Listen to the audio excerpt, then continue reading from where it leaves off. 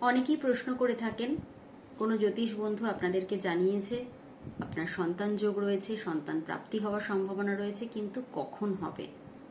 এই প্রশ্ন প্রায়শই অনেকে করে থাকেন। সাধারণত যদি আমরা গোচর দিয়ে বিচার করি, সেক্ষেত্রে কিন্তু সন্তান প্রাপ্তির জন্য অনেকগুলো যোগ আমরা পেয়ে থাকি।